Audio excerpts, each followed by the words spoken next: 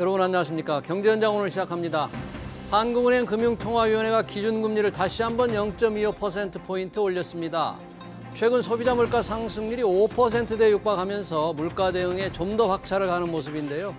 15년 만에 2달 연속 금리 인상을 맞은 시장과 경제 전반의 영향 자세히 분석해 보겠습니다. 유튜브 실시간 댓글 의견 주시면 토론에 반영합니다. 경제현장 오늘입니다.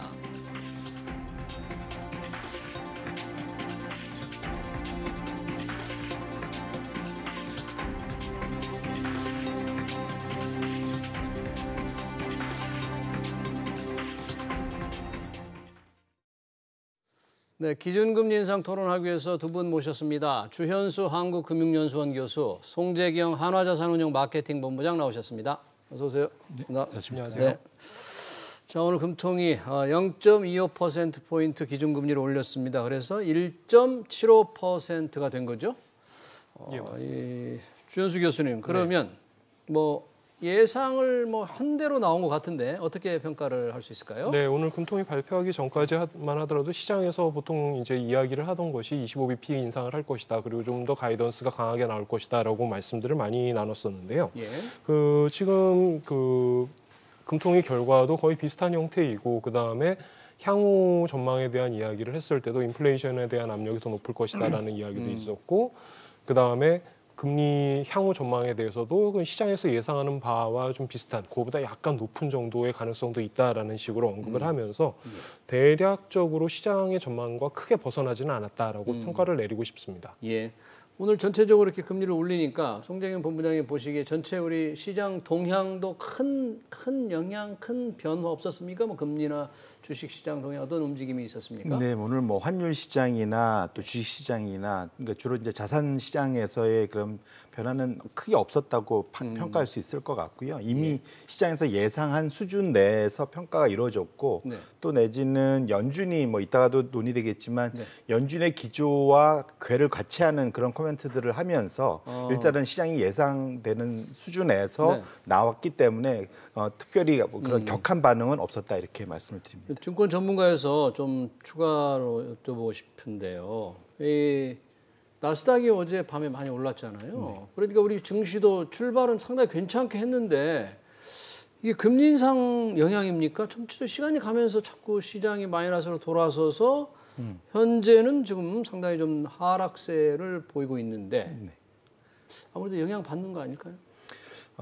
기본적으로 우리 시장의 기본적인 거는 대외 변수에 이제 말씀 주신 대로 큰 그 변동을 많이 하고 국내의 그런 기준금리의 그런 영향엔 상대적으로는 조금은 덜 영향을 미국 같은 경우보다는 좀 덜 받는다 봐야 될 것 같고요. 예. 굳이 오늘 코멘트에서 본다면 사실은 딱 두 가지였던 것 같습니다. 예. 그러니까 큰 코멘트가 제가 이제 다 동의하는 거지만 한마디로 물가는 앞으로 좀 더 오를 것 같고 그다음에 반면에 이제 경기는 점점 둔화될 것 같다. 딱 이 두 가지로 한마디로 해석돼야 될 것 같고요. 그러니까 글로벌 경기가 둔화되다 보니까 우리나라는 수출해서 먹고 사는 나라지 않습니까? 이제 이제까지 견조한 수출이라는 코멘트가 앞으로 대외적인 그러한 변수에 의해서 상당히 둔화 쪽으로 갈 수 있겠다라는 그러한 상당히 좀 전망이 조금은 어두워졌다는 측면이 오히려 이제 우리나라 입장에서는 앞으로의 수출 경기가 상대적으로 둔화될 수 있다는 것이 좀 더 확인된다는 측면에서 시장이 일정 부분은 반영을 굳이 해석하자면 했다 이렇게 볼 수 있을 것 같습니다. 우리의 수출이 조금 둔화될 가능성이 있다. 이런 것들이 지금 시장에 영향을 주고 있다. 그런 얘기네요. 주현수 교수님, 그러면 지금 물가 상승 동향, 상승률 지금 한국에서 어떻게 봤습니까? 얼마나 좀 심각하게 본 거예요? 지금 현재 상황으로 봤을 때 이제 가장 최근 자료가 4월에 나왔고 4월에 이제 4.8%가 나왔죠. 예. 소비자 물가 기준으로 해서. 그런데 지금 보시면은 2022년 상반기에 4.4%, 그다음에 하반기에 4.6% 정도를 전망을 하고 있고요. 예. 즉 다시 말해서 하반기가 오히려 더 높아질 수도 있다라는 전망을 하고 있는 거죠. 그리고 기존과 조금 달라진 것이 뭐냐면 2023년 상반기, 즉 다시 말해서 1년 후에도 여전히 인플레이션이 기대보다 높을 것이다라는 예상을 하고 있다라는 거죠. 내년 상반기에도. 네네. 지금 전망치를 보시면은 예. 2024년 상반기 자료가 3.3%를 전망을 하고 있습니다. 오늘 한국은행에서 발표한 경제 전망 자료에 따르면 내년 상반기에요? 네, 그렇습니다. 그렇기 때문에 기존에 예상하던 것과는 달리 그 인플레이션의 폭이 생각보다 조금 더 커질 수가 있다라고 예상을 하는 것이죠. 이유는 뭐 여러 가지가 있겠습니다만 기본적으로 러시아 우크라이나 전쟁 때문에 이제 유가 올랐고 커머더티 쪽 올랐고 특히나 이제 곡물값들이 많이 올랐죠. 예. 그래서 이런 부분에 의해 가지고 영향을 받을 수밖에 없는 그런 구조가 되는 거고요. 그다음에 인터뷰 과정에서도 밝혔다시피 지금부터 몇 개월 동안 5% 이상으로 가도 뭐 전혀 놀랍지 않다라는 식의 발언이 있었죠. 5%나. 네. 그런데 뭐 현재가 4.8%이기 때문에 사실 그렇게 큰 의미가 있는 수치라고 보기는 어렵고요. 그래서 전체적으로 봤을 때는 당분간 오히려 하반기에도 인플레이션 폭이 더 높아질 수 있다라는 점에 이제 방점을 찍었다라는 게 사실 중요한 포인트라고 볼 수 있겠습니다. 네, 그래서 오늘 0.25%포인트를 올릴 수밖에 없었다. 오늘 금통에서 혹시 뭐 우리도 미국처럼 빅스텝 한꺼번에 0.5%포인트 올리자고 주장한 사람 혹시 없었나요? 딱히 그런 그 코멘트가 이제 뭐 기자회견이나 그 이후로는 특별히 나온 건 없는 것 같습니다. 예. 근데 뭐 기본적으로는 그러니까 빅스텝 이제 사실은 불과 몇 개월 전만 해도 빅스텝이란 것이 사실은 아무도 모르던 용어였는데 네. 어느 순간 베이비 스텝, 빅스텝이란 것이 갑자기 아주 일상적인 용어가 돼버린 것 같습니다. 예.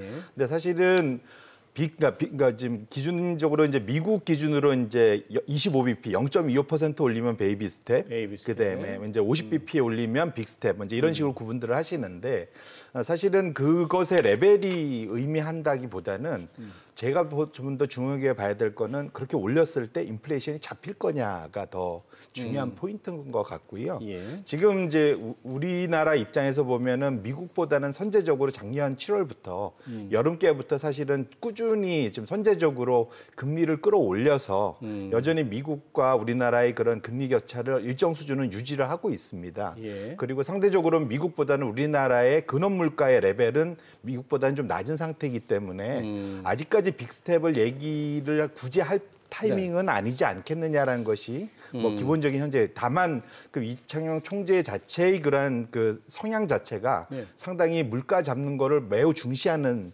그러한 기조를 갖고 계시기 때문에 그런 측면에서는 앞으로의 방향성 자체는 그래서 지금 물가를 잡겠다라는 것에 대해서 방점을 찍은 것은 상당히 의미 있게 봐야 된다 이렇게 해석할 수 있을 것 같습니다. 한국은행이 기본적인 역할이 이제 물가 안정을 중시해야 되니까 오늘 이런 0.25%를 포인트를 올리고 추가적인 인상을 예고했다면 이창용 총재 왜 한국은행 총재가 매파냐 비둘기파냐 통화 긴축을 더 주장하느냐 아니면 경기를 더 신경을 쓰냐에 따라서 다른 텐데 오늘 결정으로만 보면 이창용 총재를 뭐 매파적으로 봅니까? 아니면 어떻게 봐야 돼요? 네, 저는 그렇게 보는 거는 약간 무리가 있다라고 생각을 합니다. 지금 뭐 아까도 말씀드렸지만 인플레이션에 당장 문제가 있고 그렇다라고 한다면은 통화 정책을 바탕으로 해가지고 긴축적으로 돌아서야 되는 거는 금융통화위원회 입장에서는 어떻게 보면 당연한 수순이라고 볼 수 있겠죠. 뭐 금리를 올렸으니까 25p 올렸으니까 그러면은 매파다라고 한다면은 기존 총재도 매파로 봐야 되는 그런 문제가 생기기 때문에 그렇게 보는 거는 조금 무리가 있고 그래요? 그냥 합리적인 수준인 것 같다라는 식으로 이야기를 하는 게 차라리 나을 것 같습니다. 합리적인 수준. 오늘 이제 금리를 올리고 이창용 총재가 총재 취임 후 첫 금통위를 주재한 후에 기자회견을 했잖아요. 기자회견에서 많은 얘기들이 좀 있었던 것 같은데 혹시 우리 본부장님이 좀 주목한 발언, 총재의 발언 중에 그런 게 좀 자료를 좀 들 수 있을까요? 어떤 부분이? 이제 기본적으로는 아까 말씀 주신 대로 매파, 뭐 비둘기파 코멘트에 대해서는 당연히 이제 저는 이제는 전과 지금이 상황이 좀 많이 바뀐 거라고 보고 있고요.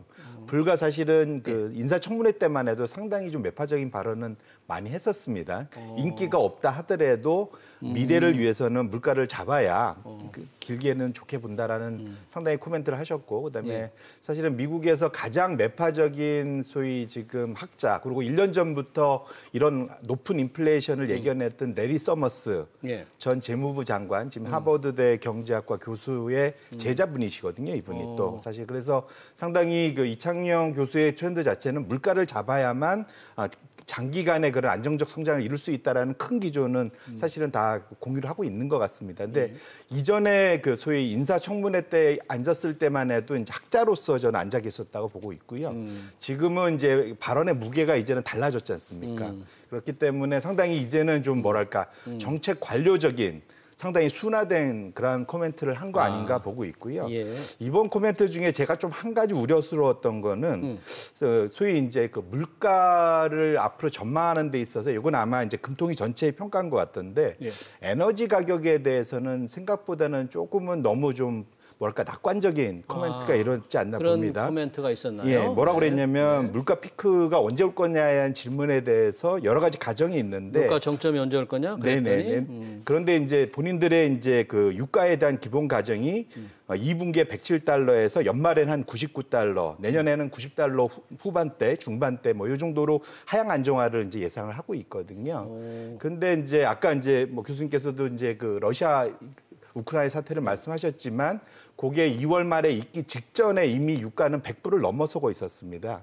그리고 지금은 사실은 러시아로부터의 그런 원유 수출이 상격보다는 좀 줄어들어 있는 상태에서 중국이 지금 락다운이 돼 있지 않습니까? 네. 중국이 제대로 안 돌아가는 상태에서 지금 110불대를 유지를 하고 있거든요. 그래서 그렇게 놓고 보신다면 사실은 유가 지금 시장에서 좀 공격적으로 보는 분들은 유가를 사실은 150불, 200불까지도 보는 분들이 있습니다. 그래요? 그래서 그렇게까지 올라갈 거라고? 예, 그렇게까지 왜냐하면 이제 중국이 본격적으로 돌아가기 시작하고 이미 중국이 이렇게 봉쇄 상태에서도 지금 100달러 이상이니까. 네, 그래서 그렇게 놓고 보신다면 지금 한은과 그러한 금통위가 지금 예상하는 에너지 가격 전망 자체가 너무 낙관적일 수 있고 만약 이것이 더 높이 올라간다면 물가가 지금 애초에 전망한 것보다 더 높이 올라갈 수 있는 것에 대해서도 가능성을 좀 열어둘 필요는 있겠다 이렇게 말씀을 드립니다. 이창훈 총재는 물가 정점에 대한 질문에 대해서는 올 중반기는 넘어서야 된다. 그러니까 정점이 아직 오려면 멀었다. 더 오를 것이다. 이런 걸 분명히 예상을 한 거죠. 네네. 네. 근데 이제 제가 말씀드린 건 에너지 가격에 에너지 대한 부분이 전망. 그렇다는 얘기네요. 주현수 교수님은 이창훈 총재의 기자회견 내용 중에서 조금 주목한 부분 어떤 걸 주목하셨어요? 그 이제 전체적인 흐름으로 봤을 때 좀 생각해봐야 할 게 한 두 가지 정도가 있었는데요. 첫 번째로는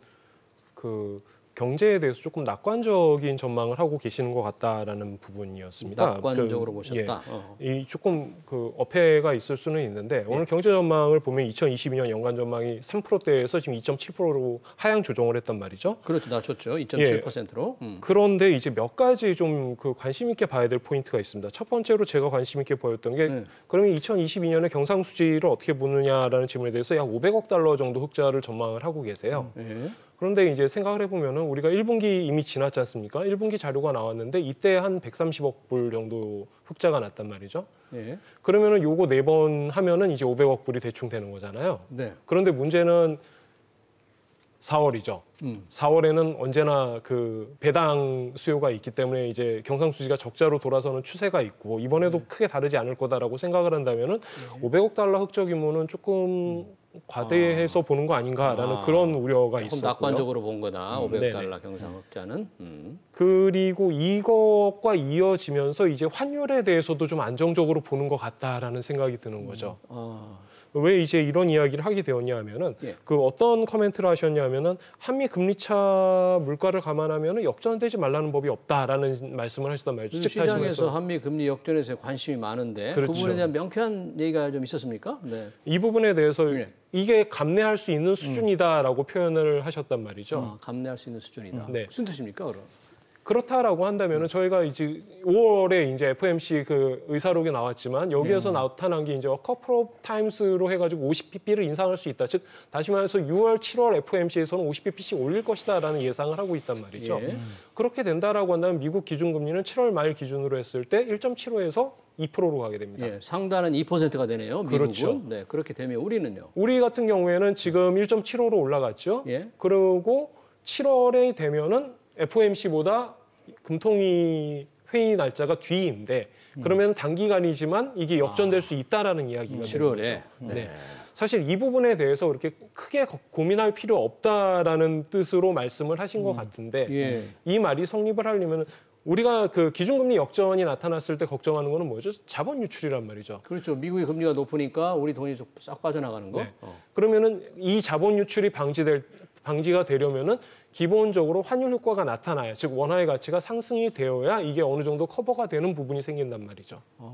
그렇다라고 한다면은 경상수지 500억 달러, 그다음에 이 기준금리 역전이 되더라도 감내할 수준이다라는 언급을 감안을 한다면은 지금 현재 환율에 대해서는 크게 걱정하고 있지 않는 것으로 보인다라고 해석을 할 수도 있을 겁니다. 환율이 좀 낮아지는 원화값이 더 좀 올라갈 것으로 본다 그런 말씀이시죠? 그렇죠. 그러니까 원화의 가치가 상승한다. 예를 들어서 지금 1,260원대인데 이게 조금 더 떨어질 떨어지는 것으로 본다. 1,250원이나 1,240원 뭐 숫자를 구체적으로 말씀하시진 않았지만 이런 식으로 원화의 가치가 높아질 가능성이 있다.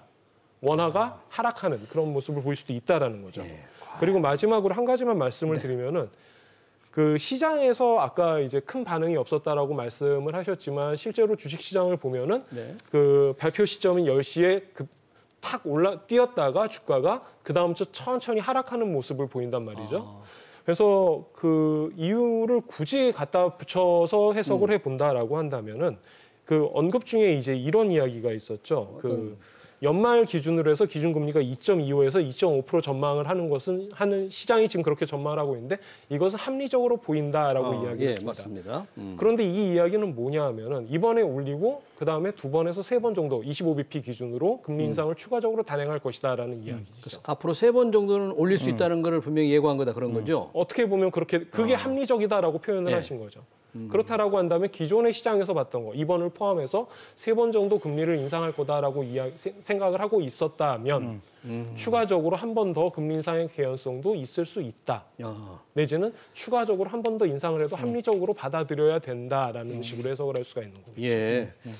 지금 금리 역전에 대해서 경제 여건상 감내할 수 있는 수준이라는 이창용 총재의 이 얘기에 대해서 우리 주 교수님은 조금 이게 그러면 환율을 어떻게 본 거냐? 그러니까 조금 그 달리 생각하는 면도 있는 것 같은데 그 부분에서 우리 센터장님은 어떻게? 사실은 우리나라 입장에서는 이제 하는 총재의 그런 얘기는 뭐랄까 너무 이제 걱정을 주는 것은 또 이제 본인의 역할은 아니기 때문에 그런 것 같고요. 이제 왜 비슷한 케이스가 미국에서 버냉키는 지금 미국 난리 났다, 스태그플레이션 온다 이렇게 그러니까 이미 이제 지난 그분은 이제 학자가 됐으니까 얘기를 하고 계시고 지금 파월은 그래도 이제 정책 기반자니까 소위 이제 소프트 랜딩 할 수 있다라고 이제 사실 일정 부분 시장을 안 시키는 얘기를 하고 있습니다. 당연히 이제 그런 입장 차이가 분명 그러니까 위치가 다르기 때문에 할 수 있을 것 같고요. 두 번째로는 저는 이제 교수님 말씀에 이제 전적으로 동의하는 게 이제 무슨 말이냐면 이제 말씀 주신 대로 지금 향후에 이러한 금리차 역전이 장기화되고 커진다면 그렇게 되면 환율이 사실은 강세로 가야만 자본 유출이 안 되는데 이것이 약세로 가면은 통상적으로 문제가 되거든요. 대표적으로 일어나고 있는 게 일본입니다. 지금 보시면 일본이 소위 이제 그 일드 커브 컨트롤이라고 그래갖고 금리 상한제 10년물 금리를 0.25%에 꽉 붙잡고 절대 이거 못 올려라고 하다 보니까 거긴 금리를 어거지로 이제 낮추다 보니까 지금 옌 달러가 지금 130엔을 뚫고 한번 올라갔었지 않습니까? 지금 뭐 골드만삭스는 150엔까지 간다고 그러고 얘기를 하고 있고요. 그러니까 결국은 금리 차가 너무 차이가 나고 그것이 장기화된다고 생각하면 그 나라의 환율 가치는 매우 하락하는 그런 현상은 당연히 나타날 수밖에 없습니다. 근데 다만 저는 이제 이번 이제 이 총재의 발언을 해석하는 건 일시적으로 격차가 벌어지는 것 자체가 급격한 그런 환율에 악영향을 미칠 가능성까지는 없지 않겠느냐라고 해석을 한 것 같고요. 급격한 자본 유출은 이제 가장 생각할 것 같다. 가장 큰 이유는 이제 왜냐하면 그거는 지금 유연하게 대응했다라는 얘기를 하거든요. 지금 현재 금리에서 역전을 계속 용인하겠다라는 취지는 아니라고 저는 해석을 하거든요. 그래서 그건 시기의 차이지 얼마든지 자기가 맞출 수 있겠다고 얘기한 것 같고 그다음에 이미 미국과 한국은 이미 그 소위 피마 레포라고 해서 기본적으로 우리나라가 보유한 미국 국채를 맡기고 미국 달러를 빌릴 수 있는 600억 달러 그 상시 체제가 이미 마련이 돼 있습니다. 그렇기 때문에 과거와 달리 이제 통화 수합이 있냐 없냐 이거 걱정 안 해도 돼요. 이 통화 수합이 상시 수합으로 이미 확정이 돼 있는 상태거든요. 상시 수합 효과를 내는 채권을 맡겨놓고 돈을 빌릴 수 있게 돼 있다. 유사한. 그래서 그렇게 놓고 보신다면 단기간의 그런 걱정 자체에 대해서는 우려하지 말자라고 아마 좀 안정시키는 그런 얘기를 한 거 아닌가 이렇게 생각하고 있습니다. 주식시장에 들어온 외국인 자금 확 안 빠져나갈까요? 금리차 역전되면 괜찮을 것 같아요. 근데 이전보다는 사실은 투자가 많이 줄어 있었어요. 이미 투자가 많이 팔 줄어 있어서. 사람이 많아야 이제 뭐 많이 빠져나갈 텐데. 네. 그리고 그렇습니다. 좀 그러네요. 뭐 이창용 총재 여러 가지 발언을 얘기했는데 현재의 기준금리가 중립금리 수준보다 낮다. 이 중립금리 수준이라 그러면 어느 정도를 이렇게 봐야 됩니까? 그 중립금리라는 개념은 사실 어떻게 보면은 좀 그 이론적인 이야기입니다. 즉 다시 말해서 인플레이션을 야기하지 않고 고용을 유지시키면서 안정화되는 그런 금리 시스템, 금리 수준을 이제 중립금리다라고 표현을 하는데 중립금리가 얼마다라는 걸 발표하는 일은 없어요. 이론적으로 그냥 계산해서 대충 이 정도가 될 것이다. 그리고 하는 내부에서 검토를 해봤을 때 이거보다 아직까지는 낮은 수준이니까 별로 고민 안 해도 된다라는 식의 어떤 그런 표현인 것이죠. 예. 그리고 계속 금리가 결국 올라간다는 거를 좀 저게 상징 시사하는 그런 거라고 볼 수 그렇죠. 있겠네요. 지금 상황에서 금리를 올린다고 하더라도 크게 경제에 영향을 미치지는 않을 것이다라는 그런 시그널을 보내주는 것이죠. 그럼 금리를 이번에 오늘 올리고 또 몇 차례 올리게 되면 우리 경기 둔화 우려도 이창용 총재도 얘기를 했잖아요. 좀 그 심각한 우려를 하지 않아도 됩니까 지금? 이렇게 해석을 해야 될 것 같아요. 이미 이제 인플레이션이 일어날 수밖에 없는 여건은 전 세계적으로 다 마련이 돼 있습니다. 그리고 실제 우리가 고물가를 지금 눈앞에 보고 있는 상황이고요. 그럼 이걸 과거에 어떻게 때려잡았느냐를 놓고 봤을 땐 두 가지입니다. 그냥 내버려 두면 너무 물가가 올라가면 결국 사람들이 소비가 줄어갖고 자연스럽게 수요가 줄어서 이제 물가가 떨어지는 상당히 이제 경기 침체를 겪으면서 이 물가가 잡히는 이제 이런 게 일반적인 거라 볼 수 있으면 오히려 이제 그 이후로 중앙은들이 훨씬 더 영리해진 것이 기준금리를 단기간에 급격히 올려서 소비를 단기간에 이제 약간 줄이면서 사실은 아주 가벼운 침체나 둔화를 통해 갖고 물가를 안정시키는 이제 이런 예비적인 역할을 할 수 있거든요. 그래서 결국은 어떻게 갈 거냐에 이제 이거는 옳고 그름의 이슈라기보다는 선택의 이슈인 것 같습니다. 그래서 현재 경기 둔화 내지 침체는 결국은 지금 이미 많이 풀려 있는 돈 때문에 생기는 결국은 물가가 잡힐 수 있는 수준으로 일정 수준 결국은 경기 둔화 내지 침체를 유도를 언제 얼만큼 할 거냐의 이슈지 이것 자체를 완벽하게 아무 일도 없었다는 듯이 물가가 서서히 내려오는 일 그럴 가능성은 매우 좀 현재 상황에서는 좀 낮아 보이지 않느냐 이렇게 생각하고 있습니다. 네. 우리 물가 지금 뭐 올해 물가 상승률 한국은행이 4.5%로 수정 전망 좀 높인 건데 뭐 실제 이거보다 오히려 더 미국 물가 지금 8%를 넘었잖아요. 네네. 우리도 사실 이거보다 더 높은 거 아니에요, 지금? 그 우리나라 이제 소비자 물가 지수에 대한 이야기를 할 때 항상 그 나오는 비판 중에 하나가 그거죠. 너무 이게 숫자가 비현실적이다. 그 대표적으로 하는 이야기가 이제 이런 게 있습니다. 미국 이제 소비자 물가 지수 같은 경우에 그 구성을 이렇게 살펴보면은 그 중에서 쉘터라고 되어 있는 부분이 있습니다. 전월세가 들어가고 그다음에 이제 외부에서 생활을 할 때 거기에 들어가는 주거비, 그다음에 여기에 들어가는 것 중에 한 가지 특징적인 게 뭐가 있냐면은 그 부동산 가격이 들어간다라는 거죠. 이게 기회비용 형태로 들어가야 됩니다. 집값이 들어간다. 쉽게 그렇죠. 제가 예를 들어서 내가 부동산을 가지고 있다 그러면은 이 부동산을 보유하는 데 들어가는 비용, 즉 가격이 올라갔을 때 그거를 기회비용으로 인지를 해가지고 이거를 CPI에 넣어야 된다라는 생각인 것이죠. 우리는요? 우리나라 같은 경우에는 전월세하고 그다음에 기숙사, 대학 기숙사 이 정도의 비용만 지금 들어가고 있습니다. 집값은 안 들어가요, 우리는? 네, 우리나라 같은 경우는 집값이 안 들어가죠. 그래서 지금 이거 두 개를 비교를 해보면은 우리나라 같은 경우에는 전월세가 전체 소비자 물가 지수에서 차지하는 비중이 약 9.8% 정도가 됩니다. 그런데 미국에서 소비자 물가 지수를 보면 쉘터가 차지하는 비중이 대충 30%가 조금 넘어가요. 주거 관련 전체 비용이 차지하는 게 30%. 예, 그렇습니다. 이 부분에서 이제 차이가 많이 나는 것이죠. 네. 그래서 이제 그러면은 이거 두 개를 비교를 할 때 어떤 식으로 비교를 해야 되는가를 고민을 해보다가 예를 들어서 우리나라 같은 경우에 계절 조정 매매 가격 지수가 나온단 말이죠. 네. 그러면은 이거를 보면 지금 4월 현재 6.7% 상승한 걸로 나와 있습니다. 오, 4월 소비자 물가가 6.7%나 실질적으로 오른 것 같다. 4.8이 아니고. 아니죠. 4.8이라는 건 소비자 물가 지수고 소비자 제가 물가. 말씀드린 6.7%는 예. 그렇죠. 매매 가격 지수, 부동산의 매매 가격 지수가 6.7% 올랐다라는 거죠. 이거를 20%만큼 거의 다 포함한다라고 한다면 지금 우리가 보고 있는 4.8%보다는 더 높은 수준으로 소비자 물가 지수가 형성된 가능성이 있는 것이죠. 그러니까 정부에서 발표한 4월 소비자 물가 4.8 난리 났다고 하는 수준조차도 실질 다 반영한 게 아니다. 훨씬 더 올라갔을 것이다. 그거보다는 더 높아질 가능성도 있다라는 것이죠. 예. 그래서 그런 부분을 조금 감안을 해야 된다라는 점이 이제 중요한 포인트가 될 거고요.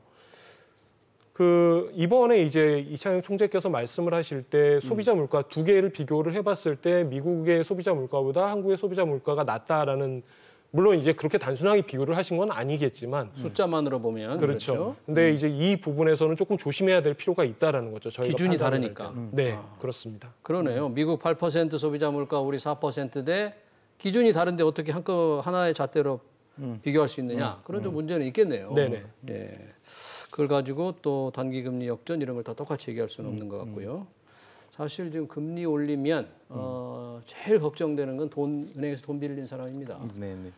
영끌해서 집 산 분들 지금 이자 부담 네. 얼마나 더 올라가게 될까요? 얼마나 심각할까요? 이제 금리가 막 계속 오르는데. 네, 저도 이제 요거 때문에 한번 데이터를 찾아봤는데 이게 진짜로 그 우리나라의 대출 전반적인 대출 금리가 코로나 이전 수준보다는 좀 올라와 있더라고요. 평균적으로는. 그래서 그렇죠. 그러니까 코로나가 발생하기 이전이 2019년 12월에는 대출 평균 금리가 한 3.2% 정도였는데 예. 가장 최근인 3월 달이 3.55%까지 지금 올라와 있습니다. 네. 근데 그것만 놓고 보면 그렇게 큰 차이가 없어 보이는데 예. 그 이유가 뭐냐면 기업은 큰 차이가 없습니다. 기업들은 기업이 받는 대출 금리는 큰 차이가 없는데 예. 가계와 관련된 대출 금리가 상당히 급등을 했습니다. 그래서 가계 대출 평균 금리가 한 33% 2년 동안 2년 한 반 정도 예. 동안 이렇게 올랐고요. 특히 주담보 대출이 2.45에서 3.84까지 제일 많이 올랐더라고요. 거의 한 50% 이상 이게 예. 올랐 겁니다. 그래서 그렇게 놓고 본다면 말씀 주신 대로 현재 고정금리가 아니라 변동금리 기준으로 사실은 주담대를 받으신 분들은 이제 원리금 당연히 나가고 플러스 이제 이자 비용 매달 내야 되잖아요. 네. 이것이 이제 사실은 그 변동금리로 연결돼 있으면은 그것만큼 이제 사실 올라가야 될 거기 때문에 그렇게 네. 놓고 본다면 확실히 좀 부담은 될 것 같다 이렇게 큰 부담이 될 것 같아요. 네네. 지금 우리 본부장님은 이제 평균 금리를 말씀해 주셨는데 이 신용도가 좀 낮은 사람들은 이제 최상단의 금리 적용받잖아요. 아무래도 그럴 수밖에 그렇게 되면 없죠. 얼마나 높게 적용이 될까요? 지금 주택담보대출 기준으로 해가지고 변동금리를 보면은 3.84 말씀을 하셨는데 그게 사실은 저점이고요. 네. 그 은행마다 다른데 지금 4.37까지도 나오고 있습니다. 4월 기준이에요, 그것도. 그래서 이제 이게 조금 더 커질 수밖에 없고 그다음에 두 번째로 생각해 볼게. 그럼 얼마나 구체적으로 이게 부담이 되느냐? 네. 이거를 한국은행에서 이제 추산을 해봤는데 예. 대출자 25bp를 인상한다고 하면은 1인당 대충 16만 원 정도 1년에 네. 부담이 더 늘어날 거다라고 이야기를 하고 있습니다. 별거 아닌 숫자다라고 생각을 하시겠지만 25bp만 오르는 게 아니죠. 예. 작년 8월 기준으로 해가지고 지금 5번 올랐으니까 125bp. 그렇죠. 그럼 여기다 곱하기 5를 해줘야 되는 거죠. 앞으로 또 더 오르고. 그럴 수도 예. 있겠죠. 예. 그다음에 두 번째로 고민해봐야 될 점, 네. 기준금리가 25bp 오르는 거지 부동산 담보 배출이 25bp 오르는 것이 아니다라는 거죠. 더 더 많이 오른다 올라갈 이거죠. 수 있다라는 거죠. 예. 은행들 더 올리겠죠. 네. 예. 그런 부분이 있기 때문에 이것보다는 더 높은 수준의 부담이 있을 거라고 예. 추측을 해볼 수 있을 겁니다. 그러네요. 자, 이 기준금리를 올리면 가계 이자 부담 무거워질 텐데 이 집을 산 분들 이자 부담 무거워지니까 이게 부동산 가격 하향 압박 요인으로 좀 작용을 많이 할까요? 어느 정도 작용할 것으로 보세요? 이게 이제 우리나라만의 이슈는 아닌 것 같고요. 특히 이제 우리나라만의 이슈, 그러니까 이 말씀드리고 싶고 건 이제 주택 가격, 집값은 전 세계적으로 지난 10여 년간 많이 올랐습니다. 금리가 저금리로 내려오다 보니까 그러니까 결국은 싼 돈들이 찾아가는 게 가장 큰 것 중에 하나가 이제 부동산이고요. 예. 미국 같은 케이스도 지금 올해 지금 월별로 지금 작년 대비 한 20% 이상 올라가면서 2008년도 글로벌 금융위기를 불렀던 집값 폭등 그 시점보다도 지금 소위 가처분 소득 비중으로 놓고 보면은 그 전고점을 뚫고 올라갔거든요. 그래서 예. 미국에서도 조만간 지금 MBS, 소위 모기지 금리가 급격하게 올라가면서 집값이 이제 잡히려고 하는 폼, 이제 그런 것들이 좀 잡히고 있고요. 이제 아마 예. 전 세계적으로 방향성 자체가 금리가 전반적으로 올라가면 자산 가격이 전반적으로 다 나머지 자산 가격이 내려갈 거고요. 아마 부동산 가격도 거기에서 피하기는 좀 어렵지 않겠냐 싶고 예. 한국도 이제 사실은 그런 측면에서는 특히 가계 순 자산 중에서 부동산이 차지하는 비중이 거의 한 70에서 80% 네. 정도를 차지하기 때문에 특히 가계들 입장에서 느끼는 그러한 실질적인 그 부의 효과 네. 그는 상당히 좀 클 수도 있기 때문에 그런 네. 측면에서 놓고 보면 현재의 경제팀이 사실은 앞으로 잘 관리해야 될 거는 미국이나 유럽에 비해서 우리나라 입장에서는 부동산을 어떻게 정말로 소프트 랜딩을 잘 시킬 수 있겠느냐가 정말 물가 때려잡다가 정말 큰 거를 때려잡을 수 있기 때문에 네. 그것이 정말 큰 이제 그 뭐랄까 그 숙제다 이렇게 말씀을 드립니다. 연착륙, 네. 연착륙이 숙제다. 마지막으로 주 교수님께 그 오늘 새벽에 나온 미 연준 5월 연준의 의사록 나왔잖아요. 네. 혹시 시장에서 생각했던 것과 뭐 좀 달라지거나 앞으로 금리 인상을 예상할 수 있는 조금 특이점 있었습니까? 일단 뭐 시장에서 이야기하던 바와 거의 비슷한 이야기가 나왔습니다. 일단 향후 2번에서 3번 정도는 50bp 인상할 것으로 예상한다라는 게 가장 중요한 포인트였죠. 두세 번 0.5%포인트 올라갈 거다. 네, 이거를 어떻게 표현했냐면 a couple of times라는 식으로 표현했는데 보통 2번 정도로 보시면 될 겁니다. 2번 정도. 그렇기 때문에 이제 6월, 7월은 50bp 이거는 거의 확정됐다라고 보는 거죠. 예. 오히려 시장에서 조금 인상적으로 봤던 거는 75bp 얘기는 전혀 안 나오더라. 이른바 자이언트 스텝 얘기는 안 나오더라. 자이언트 스텝은 없었다. 네, 이런 부분에 대한 이야기가 있었고요. 예. 그다음에 조금 흥미로웠던 것 중에 하나는 그 인플레이션 전망을 약간 하향 조정했어요. 근데 이게 그래요? 22년 얘기가 아니고 23년에 2.7% 정도를 예상하고 있다가 이걸 2.5%로 조금 하향 조정했고 뭐 이제 이런 식으로 약간 그 파인 튜닝을 했다라고 하죠. 그래서 네. 이런 식으로 했던 게 있었고 그다음에 마지막으로 한 가지 개인적으로 흥미로웠던 거는 뭐가 있었냐면은 그 이제 그 중앙은행 자산 매각 과 관련된 이슈가 있단 말이죠. 그래가지고 이제 뭐 얼마씩 하겠다 이런 이야기는 뭐 이미 다 나왔으니까 그거는 괜찮은데 그 중에서 무슨 논의가 있었냐면은 연준이 가지고 있는 MBS를 매각하는 방안에 대해서 생각을 하고 있다라는 언급이 그게 나왔습니다. 무슨 뜻입니까? 즉 다시 말해서 기존에 그 연준이 자산을 매입할 때 국채와 함께 MBS를 매입을 했었단 했는데, 말이죠. 네. 그래가지고 이번에 이제 매각을 하는 과정에서 그 국채도 매각을 하지만 MBS도 같이 매각을 하는데 이거는 이제 정상적인 과정이라고 볼 수 있는데 여기에서 MBS 매각을 따로 특별하게 논의한 이유는 뭐냐 하면은 이거를 그냥 벌크로 시장에다 낼 수도 있다라는 거죠. 다른 그 민간 기관에서 가져갈 수 있도록. 예. 그렇다라고 한다면은 MBS와 관련돼서 아무래도 수익률이 올라갈 수밖에 없고 그 이야기는 뭐냐면 MBS 관련된 이자율이 올라간다라는 이자율이 얘기가 올라갈 되는 거다. 거죠. 그래서 이제 그런 부분에 대한 논의가 있었다라는 게 좀 흥미로운 부분이었습니다. 네, 잘 알겠습니다. 한국은행의 기준금리 인상 토론 시간 관계상 여기서 마치겠습니다. 지금까지 주연수 한국금융연수원 교수, 송재경 한화자산운용 마케팅 본부장이었습니다. 고맙습니다. 감사합니다. 맞습니다.